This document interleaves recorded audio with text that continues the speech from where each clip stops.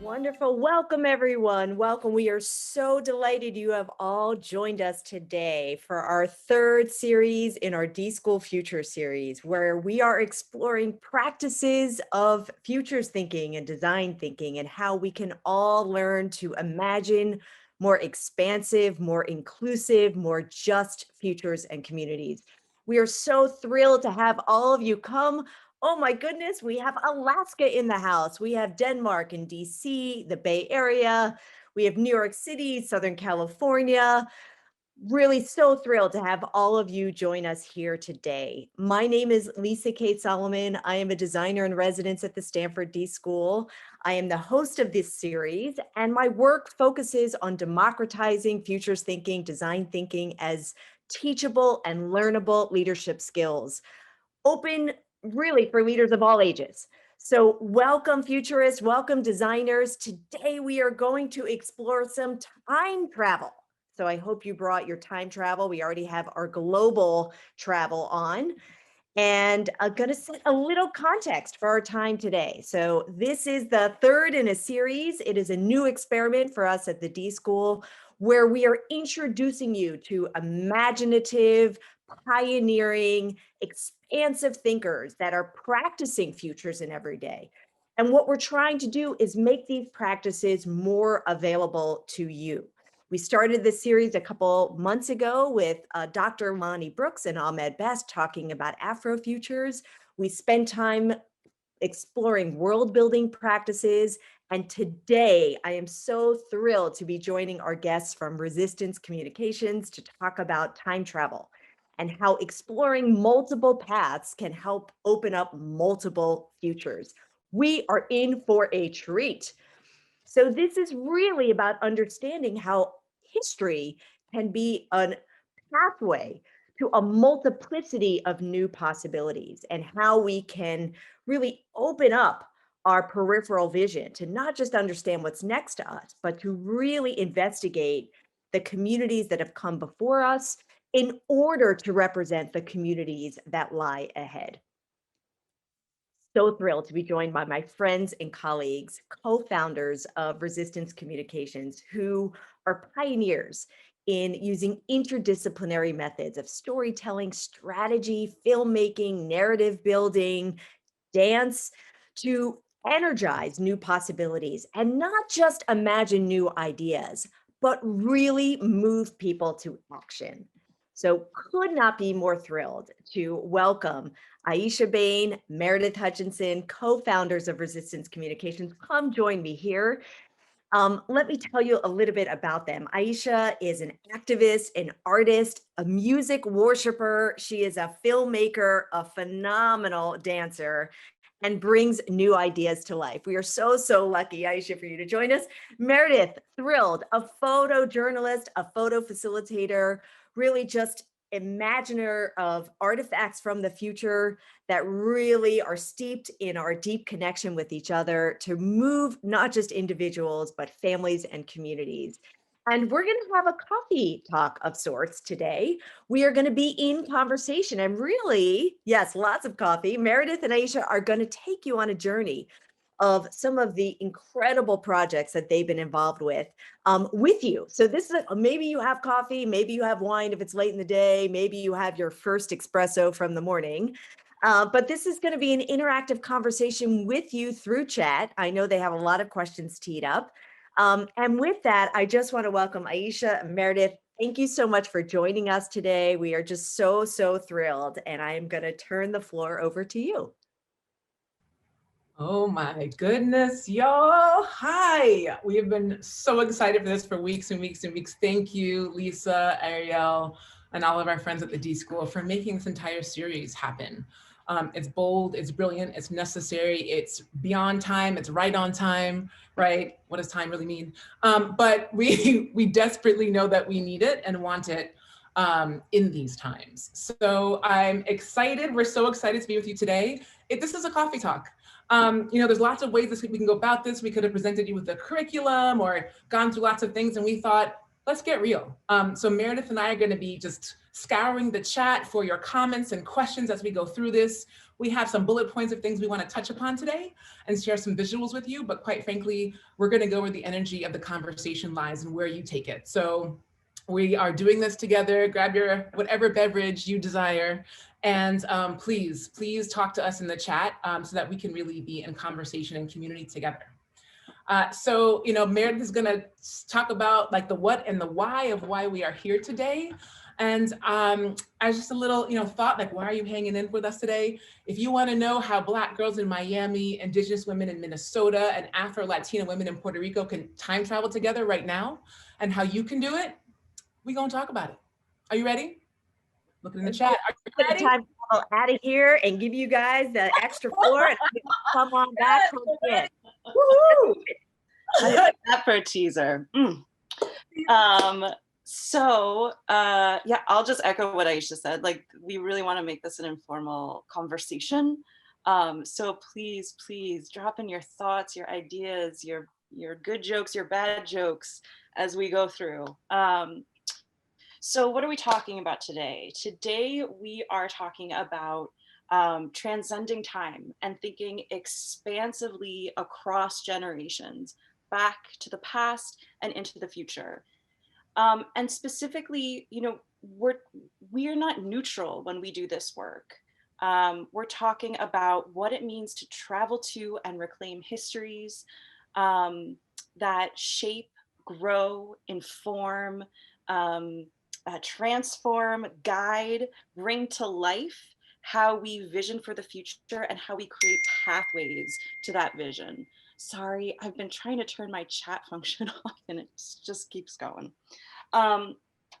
So time travel has always been important. It has always been important. Aisha is going to jump into this in a second, but from the beginning of time, looking back to the past, looking forward to the future, has been a tradition held by many different communities. And we are in a moment where the forces of oppression, the machine that's working to erase histories, to erase those stories of oppression, to privatize and package and sell visions for the future, that machine is fast and effective. So if we just kind of sit in the reality of now, whether it's police violence against people who are Black and brown, whether it's COVID, there is this incessant and comprehensive force that's working to invisibilize, to disconnect, and to return to normal, return to the inevitable. And that's why in this moment, we feel like time travel is so, so important. So I'm going to kick it over to Aisha, just to take us back to the traditions and the cultures and the communities who have been doing this and ground us in that history. Thank you, Meredith. So, do you want to share your screen actually? There are so many ways to talk about and think about dreaming and imagining for the future. So we want to be really clear about that. And we want to be really clear that what we are talking about today is visioning for the future towards liberation, right? Towards equitable and just futures. So I'm just curious, as we move forward, what does that make you think of? Equitable, just futures. Please fire it in the chat as you think about it. There are so many traditions of future visioning from around the world, right? This is not new. And that's what's really beautiful about it. As you see, there are a few labeled here, but this is why this is so relevant for today, right? Where are you going? Where are we going? And if we don't know where we're going, how do we know how to get there, right? And that's what Indigenous people realized for centuries and have been trying to tell us. So you can look here and see lots of different forms of futurism, some from over 65,000 years ago in Aboriginal communities, and some more recent.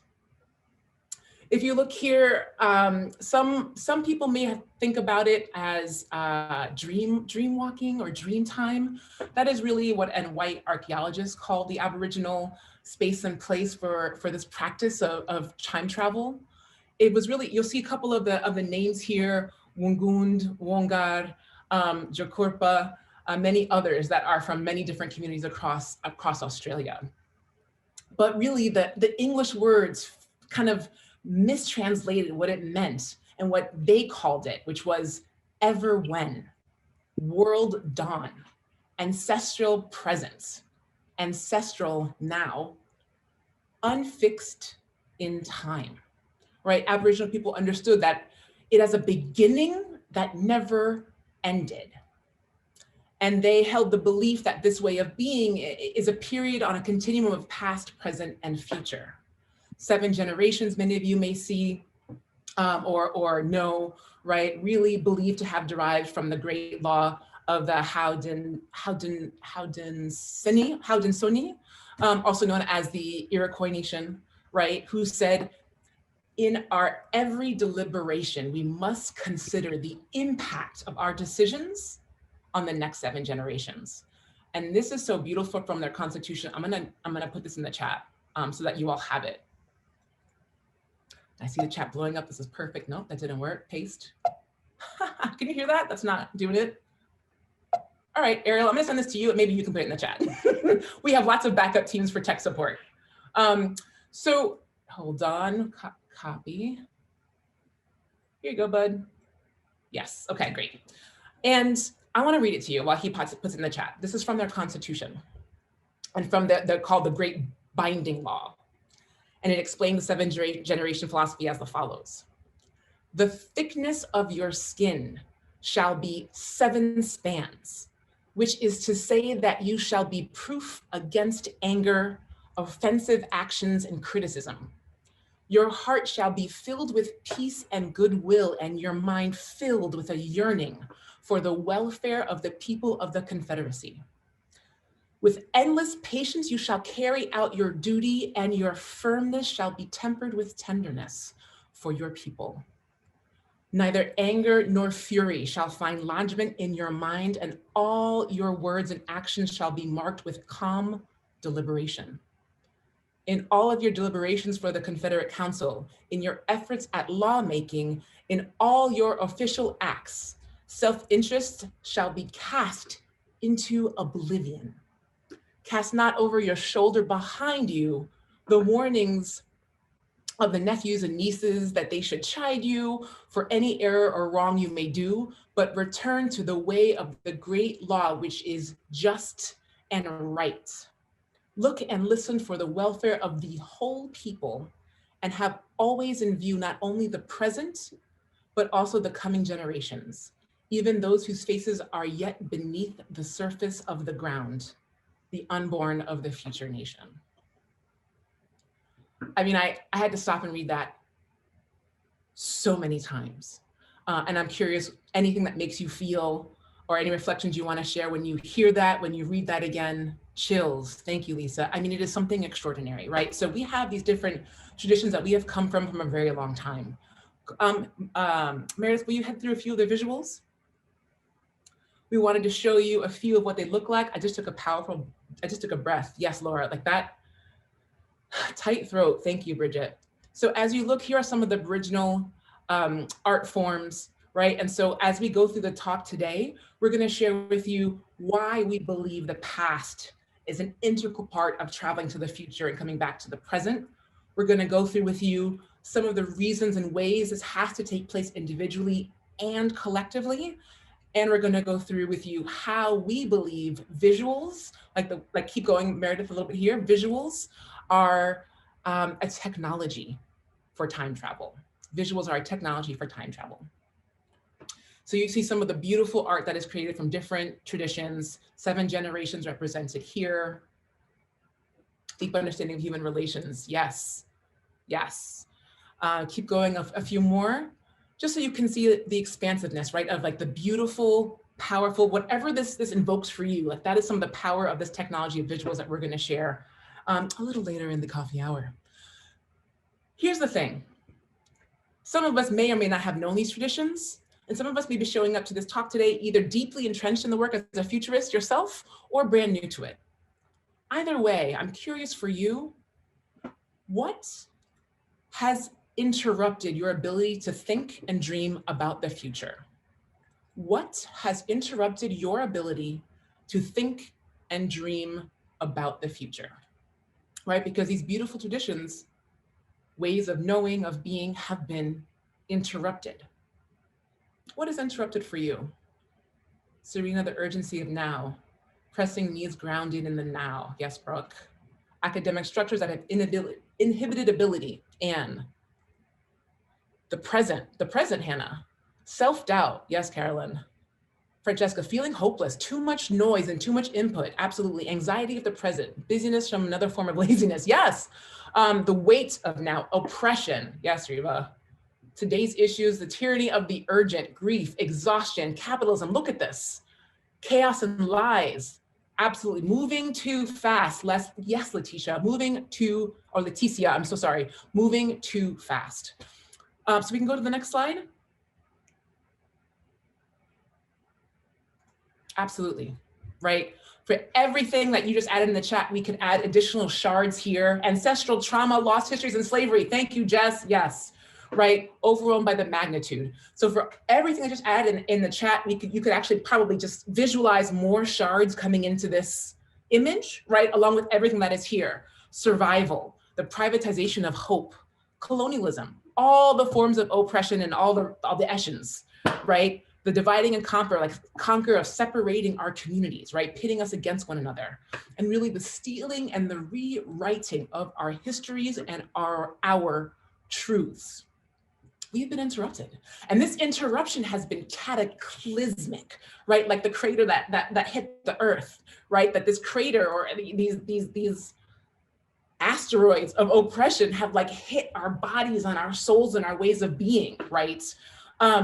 And our natural ways of being with each other and being in the world. And so just like we are still excavating, right, to find out the truths of that, like dinosaurs actually had feathers and all kinds of things we're still uncovering, right? We are and need to excavate our own stories, right? From part of where we've truly come from, who has existed before, right? And the loss of this information has really affected our connection, our identity, right? And has had far-reaching consequences. For people of color in particular, the systemic assaults on our bodies, our cultures, our communities, the control and the erasure of many of our histories and identities, right? Future visioning fuels a way for us to see and understand new possibilities, right? Black slaves in the South envisioned, saw, believed in a way out of slavery. Right? So what does it mean for us in today to see beyond violence against women and girls, beyond mass incarceration, beyond systemic racism? If we do not see it, then we do not seek it.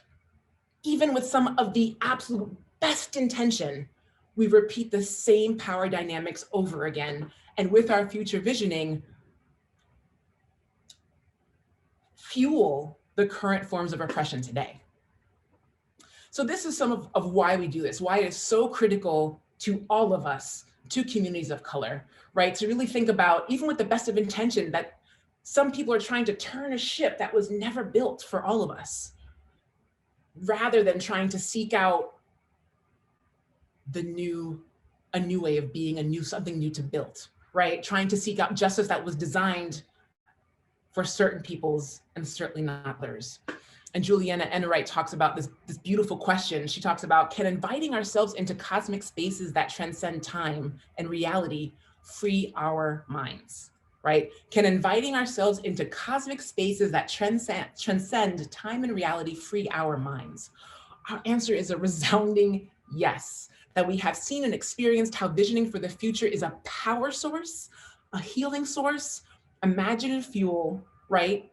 And seeing beyond the confines of inevitability, right, of the present circumstances, to burst open the temporal frontiers, right, stepping into our fullest potential and possibility that we can imagine and author our own futures, right, both as individuals and collectives. And that's why we're here. And this is not lost to us. This is not lost to us. So I'm going to turn it over to Meredith to talk about how and why we believe one of the most significant modes to do this is to travel to the past, reckon, right? Have a reckoning with the historical and cultural erasures, reinterpreting meaning, reclaiming our histories and stories that which we utilize to travel to the future, and then return to the present to figure out what to do today. Meredith. Okay, I'm just gonna take a breath. I invite everyone else to just take all of that in and just take a quick inhale, exhale. And Aisha, if you wouldn't mind as we're going along, I can't see the chat, so if things are popping up, please jump in. Awesome. That was the same for me. So, like Aisha was beautifully talking about, our past is not lost to us. The power, the source, the healing, the justice in reclaiming our pasts is not lost to us. And as we go through and talk about excavating the past or reclaiming our erased histories, we recognize that this work can be beautiful, it can be powerful, it can also be painful, and it can be a lot of work. So we just hold all of those pieces as we go through the process. Aisha was framing why going back to the past is so important and how it informs how we think about the future. And I also just want to add, or we always add, that reclaiming our past and our histories has value in and of itself. It is an act of liberation in and of itself. It is a returning to wholeness, which we'll talk about a bit more. And of course, like Aisha was saying, it changes us. It opens up new pathways to the future. It shifts how we format and frame and what we include and what we don't in our vision for the future. So before we go further and dive in, question to the group: what is something you don't know about your past, but you long to know? So sit with that for a moment. What's something you don't know about your past, but you long to know? And if someone could just share what might be popping up in the chat. There's nothing yet. People are reflecting.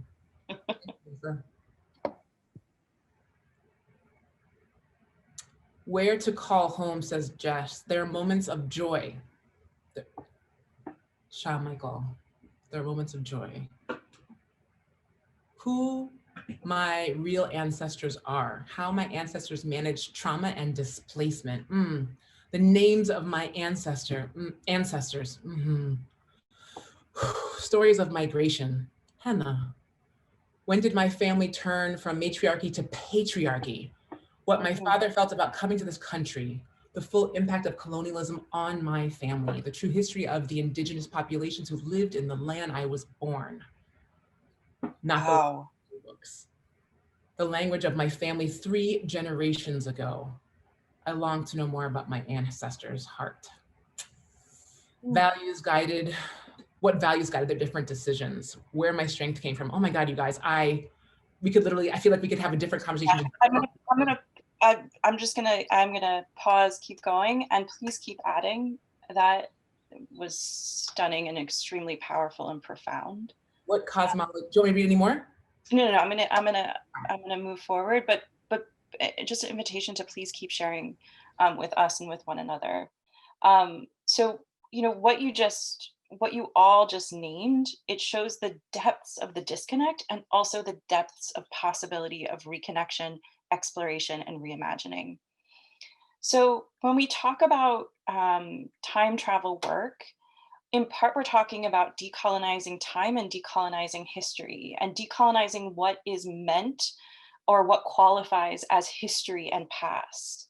So we're not talking about, history is not facts, it is meaning. It is our relationship with people and spaces and land and moments. And whilst information may be erased, the meaning, the wisdom, the people, the experiences of ancestors, the connection to ourselves and those who came before us is not gone, and it can and is being reclaimed. So when we talk about reclaiming erased histories, we are talking about an iterative, continuous process of remembering. So not just remembering what happened, but remembering who we are and who we were. Aisha and I talk about this a lot, and I want to call into the space a really profound Zen teacher and movement strategist, Norma Wong, who talks a lot about this, that we are born whole. We are all born whole. And then pretty much from moment one on through our lives, systems of oppression disconnect us from that wholeness. And coming back to your whole self is a process of remembering. So reclaiming our histories is a retelling of the past for ourselves. It is a retelling of the past for future generations.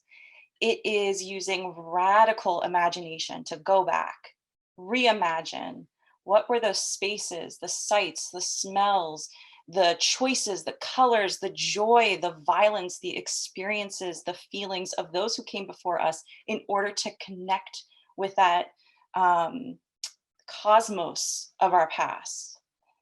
Reclaiming our histories gives us knowledge. It grounds us in time. We are in part who we are because of the legacy of those who came before us. And we are where we are because of the decisions that they made or the decisions that were made for them. We'll talk a little bit more, as Aisha said, about how we do some of this work with different communities that we have the privilege of working with. But I do want to name just some tangible examples. So one example we talk about a lot in terms of reimagining the past, reclaiming the past, reclaiming histories, going back in time. So that can be done through anything from art, visuals, to writing and narrative, to music, to textile, to food, to standing in a place and, you know, putting your feet on the ground and looking at the sky and using that physical space to connect to your ancestors who may have passed through that physical land, that physical space in some moment in the past. Octavia Butler's Kindred, so that's one we always bring up, is a beautiful example of Black speculative fiction that reimagines and goes into the past.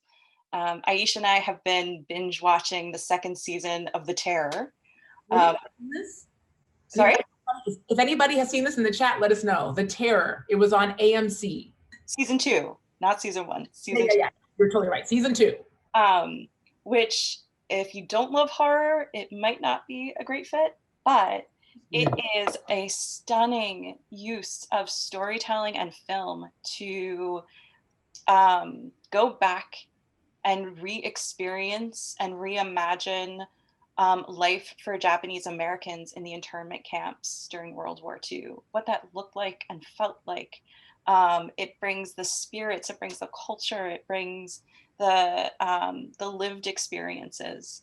So highly recommend that as another example. Can I add, just sorry, what was gorgeous about that too is that if at the end, at the very last episode, you see that the writers, producers, the actors, almost so many of them show the photos of their families that had been in this internment camp.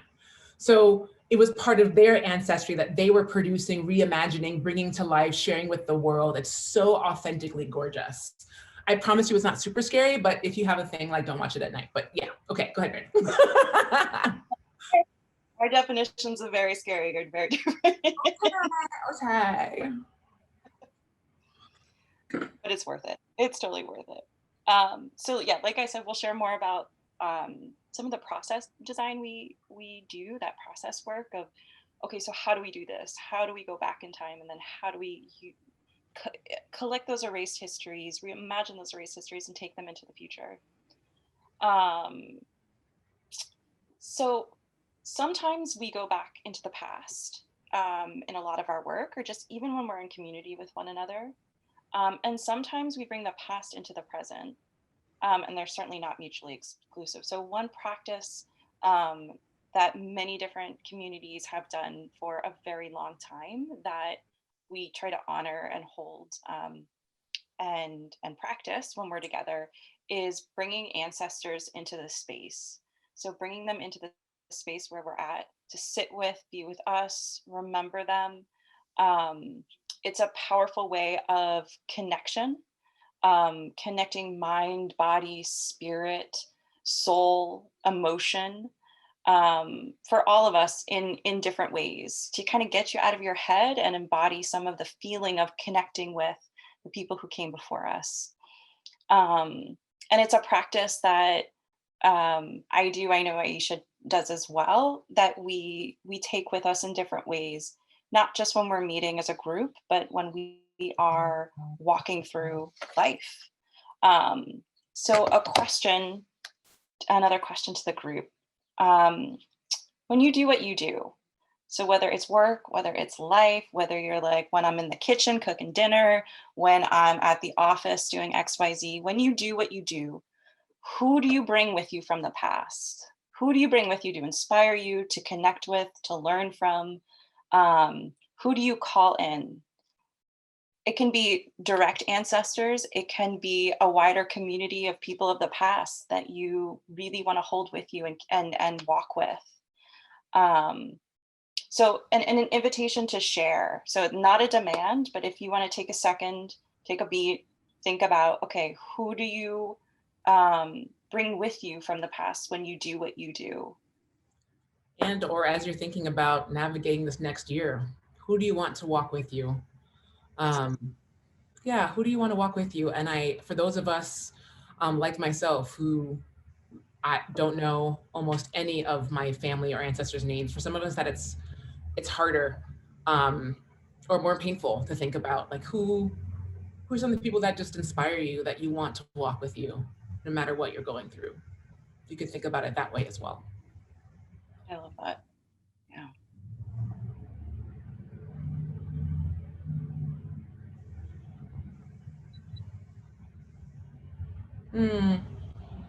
Can you see the chat, Meredith, or no? No, I can't.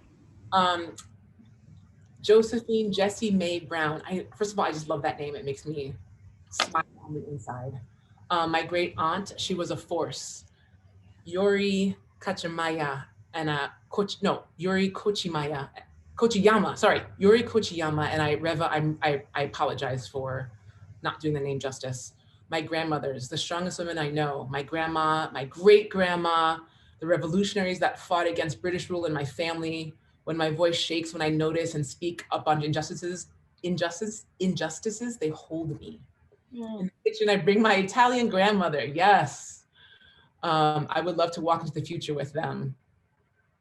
When I'm fighting for a just and open society, I walk with the 6 million, which includes my grandparents and extended family. Thank you, Ari.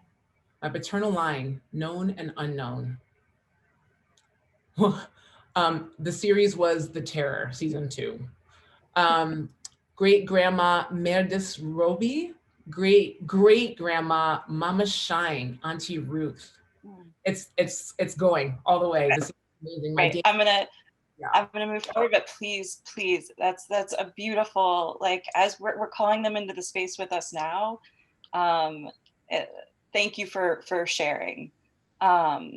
So this is a practice that you can, and again, we did not create. Many communities have done this for a very long time. Practice of bringing ancestors and bringing people of the past into a space with you to walk with you.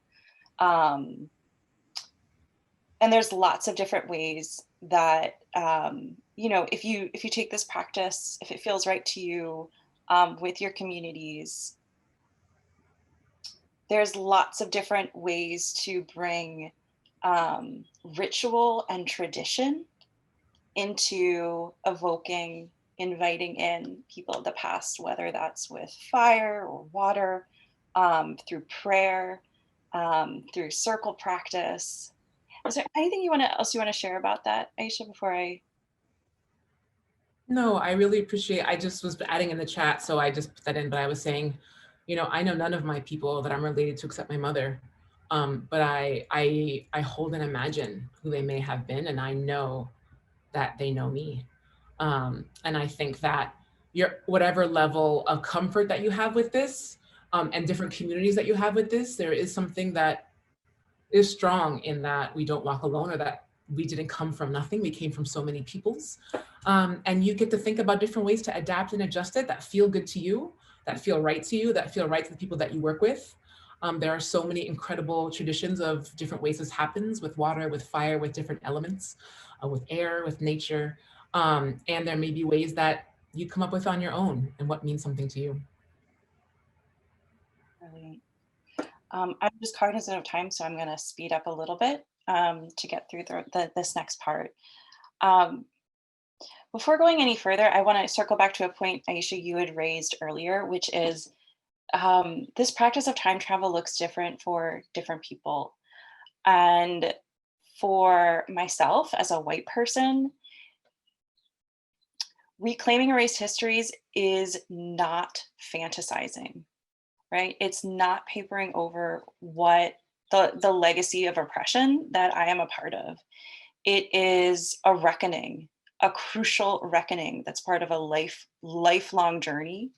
Because if you don't go back and reckon with your past I'm just speaking to white people out there, as a white person, whether you intend to or not, you will bring racism, white supremacy, implicit or explicit bias, patriarchy, colonialism, all capitalism, all these isms, you will bring them with you into the future. You will bring them with you into your vision of the future, whether it's overt or implicit. So for white people, this is about deconstructing bias, deconstructing white supremacy, deconstructing shame, in order to journey and vision differently, and to think about, okay, so as a white person, my ancestors have shaped what the vision of America has been for a very long time. So when and where is there space for myself and white people to step back and listen to how people of color envision where we need to go? So what does this allow us to do? I'm going to go through this a little rapidly, but what does reclaiming our erased histories allow us to do in terms of then moving into the future? So it allows us to see the emergent forces, the cracks, the contradictions of the dominant narratives we're told, of systems of oppression that operate around us and on us. It helps us figure out, what do we need to unlearn in order to vision unboundedly? So it makes so much sense that, it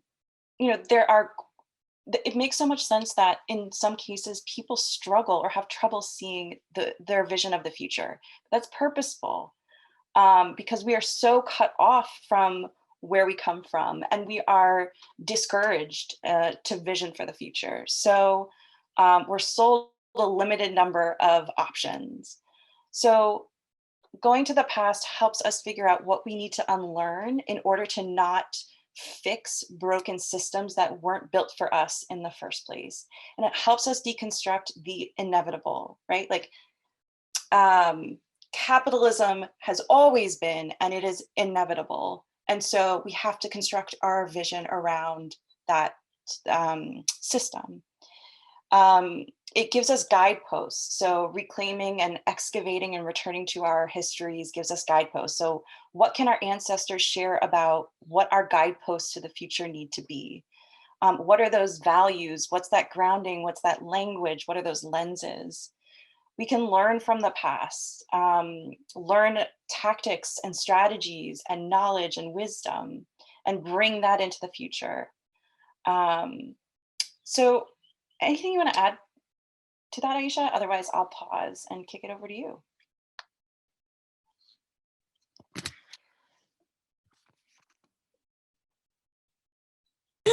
I'm on mute. No, I think I'm looking at time. We have the expansiveness of time, y'all. But there are a couple things that we wanted to share with you. So I'm gonna actually go through this and then pause and really want to hear from you how this is all landing. So this is something that how we talk about iterative regeneration, right? So we've been disconnected from our pasts. We've been interrupted. We are regenerating our understanding of the past, our connection to it, our understanding of ourselves within it, our understanding of ourselves in relationship to each other, right? We are regenerating what has been interrupted. Yeah, go back, thank you. What has been interrupted, and it's iterative, right? It's iterative. This will not happen once. This is not like, oh, got it, done. Thank you so much for, come again. And so we kind of saw this. This is how like Meredith and I talk, and we're like, and then you do this, and then you do this. And then we try to put it down in a way that makes sense. So we did this roughly last night. But this was really, this first circle is about all these different ways you can take different elements with you. And you may decide, I'm going to go through these terms on the left-hand side of the screen, but you may take different elements of this with you at different points in time. You may, through different points of the iterations as you move towards and forward in your lives, right? And as we go back and forth, right, in time travel. So we talked a little bit about some of these, right? But we're recognizing our fears, right? You see that at the bottom. We're recognizing our fears. For those of you who are sci-fi nerds like us and love Dune, fear is the mind killer, right? But there are ways in which our fears, shame, so many things prevent us, right, from even exploring what our past and therefore our possible futures could be. And we named a lot of those things, right? Also oppression and exhaustion and moving too fast, but also fear of getting it wrong or recreating the same thing, or we're really hard on ourselves as humans. Like, am I good enough? Do I know what I'm doing? There's so many things, right? And yes, Ariel. And here's the thing. I'm not gonna say, and please understand, you do not need to reckon with all of your fears before you start this process. It's not that. It's recognizing them. And one of the things we talk about a lot is, in recognizing your fears, think about, name, and find who are the people you want to walk with you alongside those fears. That is a beautiful place to start, right? We recognize our fears, we reclaim. And you'll see that the for us is in parentheses for everything. That can mean lots of different things, and your own interpretations are welcome. For us, it was really around, some of this is getting back to good, getting back to a natural state. We are going back to our natural fullest selves. And some of this is also a new generation, right? It's a new calibration. It's a new claim, right? And as you iterate, there may be new claims that are coming through. So there's a and both a new. Does that make sense, y'all? Tell me if I'm speaking nonsense. But there's a reclaiming, right, of this past, of our stories, of our truths. There's a reset. You can also say, as I saw some people in the chat say, a relearn, right? But there is something here that is around, once you've mapped, like, and thought about where your fears are, who's walking alongside you, right? We're trying to understand new questions, resetting ourselves to what's possible. What do I want? What do I need? What do I deserve in my wildest dreams, in my human right? What do the children deserve? The next generations, when I'm an ancestor. So in recognition of what do I need to unlearn, right? So as I also saw in the chat, so we are resetting. We are also recalibrating, right? There is a need for us to travel differently. And you'll hear us talk about Norma Wong a lot. But Norma Wong is this beautiful, incredible movement maker. And so she and another amazing movement builder, M, held a talk recently, and they talked about the caterpillar and butterfly. What's the word, Meredith?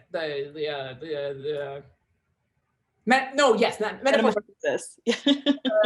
Anyway, the analogy. English is hard. Oh, God. So they talked about this analogy that we've heard a lot.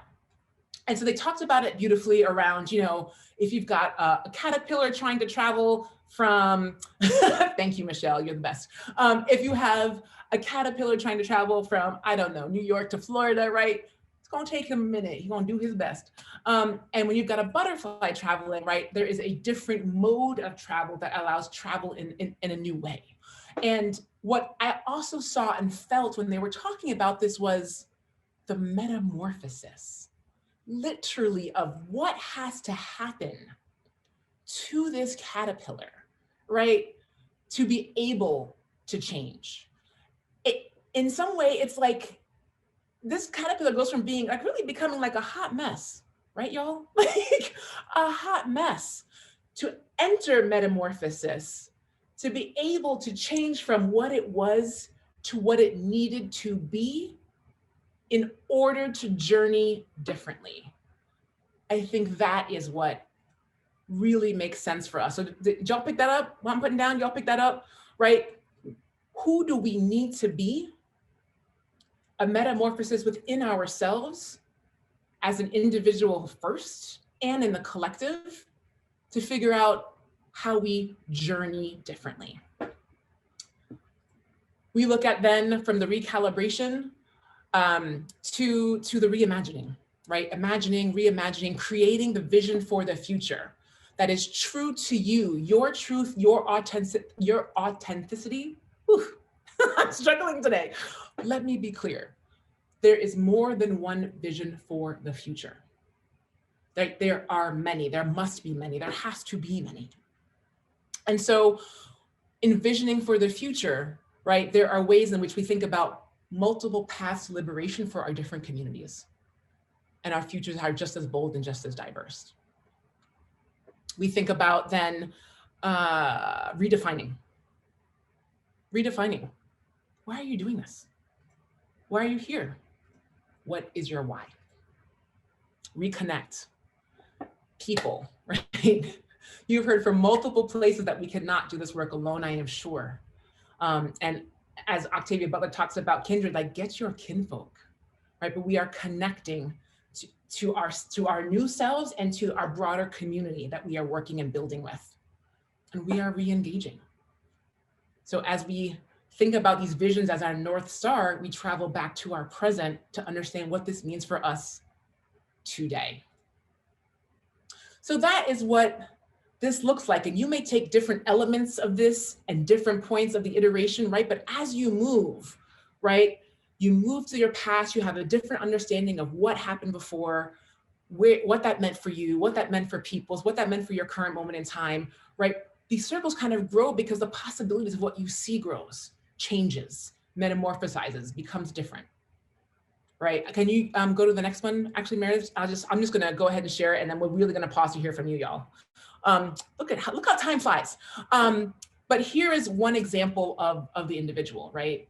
How you may see yourself, right? As you move back to understand more of truth of time, right? Your past, your ancestors, right? More becomes available to you in terms of thinking and dreaming and understanding. You iterate again, this iterative regeneration, right? You can think of your future differently. More and more is opening up for you. And as you see this as an individual here, the same happens for the collective, right? So my super quick example is like, I don't know anything about my family, very little. And, I heard that, we come from Haiti. When I was little, I was sort of like, that's a damn shame. Haiti's like this, the reputation of Haiti is this, horrible, dirty, sad little country. Then I learned more history over time and I was like, Haitians are amazing. Are you kidding me? And then, I learned more about my ancestry of West Africans. And I was like, women warriors of Dahomey. And then, there are so many things that helped me understand, like, if I started here, this place of power, knowledge, understanding of my place in the world, not from the perspective or lens of white supremacy, right? But of all these multiple truths of the complicatedness of what made me possible. If it didn't take me till 40 years old to get here, I know I don't look it right, to get here, what would have been possible for me before now? And trust you me, I'm claiming all of that moving forward and still doing my best and still unlearning and relearning and still iterating. So y'all, the chat is hella quiet. We had more, but maybe we'll go back to the other slide, Meredith, one just above it. How is this landing? What is this bringing up for you? Talk to us, y'all. We're gonna pause right here. I'm gonna have some coffee. What beautiful futures might we set in motion with our tiny little lives? Never be embarrassed, brazen it out. Allow no one to intimidate you. Don't apologize unless you hurt someone. Don't be afraid to say, I don't know. But if you know, if you believe, have the courage of your convictions. Octavia Butler. Landing is real. I guess I'm not sure how to connect to the personal past. Maybe you can say a little bit more about that, Ryan? Like how you connect with your personal past versus larger past, like a larger community or societal past. Is that what you mean? Instead of mourning what's lost, I want to reclaim what's possible. Thank you, Michelle. Maybe there's the both and, but also a new understanding, right? I think what Meredith had also mentioned was we get to understand new meaning, right, to our past as well, because a lot was lost, but a lot was also there that we had no idea was there. And that is what we come from to think about the expansiveness of moving forward. And Meredith, I don't know if you can see the chat, but please jump in. I'm so very ready to redesign education with a perspectivist history with young people leading the way towards global goals. Yes, Makeda. Honestly, that is it, right? We talk about, I don't know, have you all heard about beloved community, right? There's a lot of ways. I think even Ahmed and Lani talked about beloved community in the first talk, right? And that is really rooted in many different things, but talks about beloved community in terms of in terms of envisioning beloved community as society based on justice, equal opportunity, love of one's fellow human beings, right? A different way to think about community. So we are talking about to get to beloved community, we have to have beloved design, right? I'm still profoundly affected by what you said earlier about turning a ship that was never built for all of us. Thank you, Nina. I want to rethink the things that make me feel ashamed and stuck, reframe that, get unstuck. And maybe I can do that by reimagining my history. There's so many ways to do that. There's no one-stop shop to this. There are process and processes, right? There is a reckoning of harm, and there is a reclaiming of more of what's possible when we do reckon with that. I love the idea of moving with others through fear with others. So I still, there's a lot here, and the chat slowed down a little bit. So if there's more questions, clear questions, please ask them. There's also resources being shared in the chat, which is awesome. We have a few minutes left, Meredith. Do you want to show a little bit about the mechanism of and the technology of visuals? Maybe we can just touch upon it. Sure.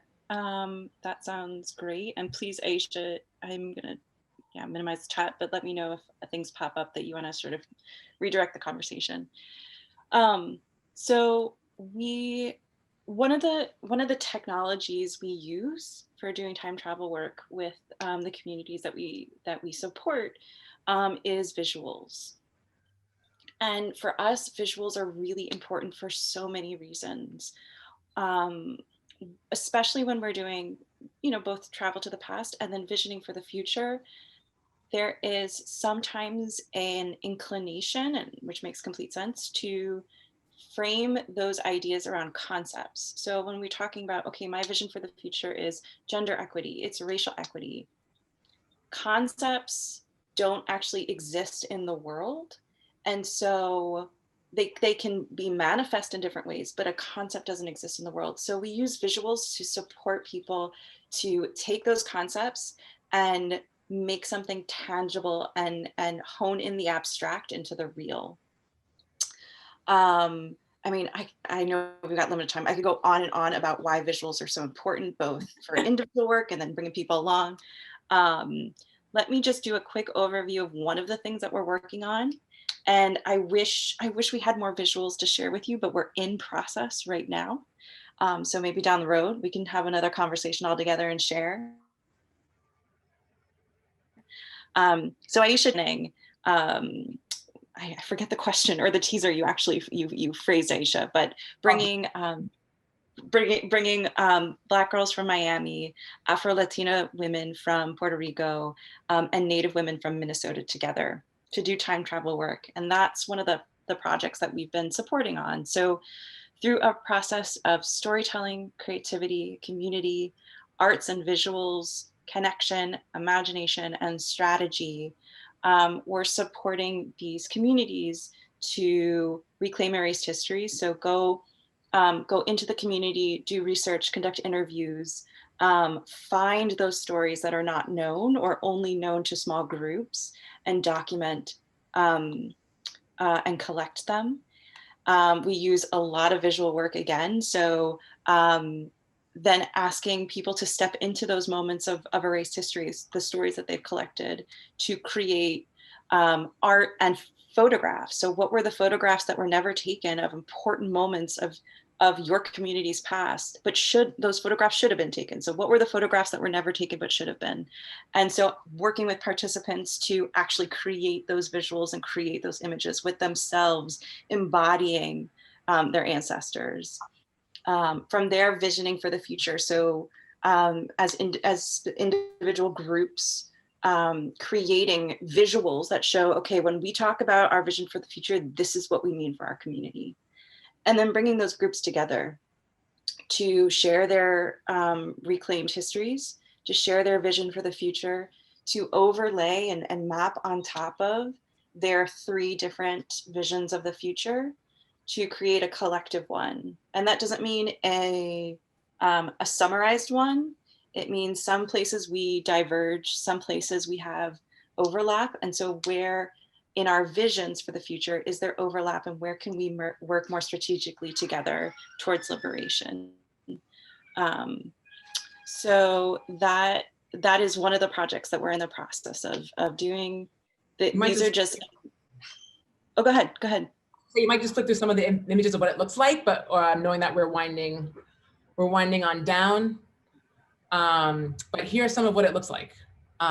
Here are some of the reasons why visuals we use them as a literal technology tool, right? To travel both to the past and to the future.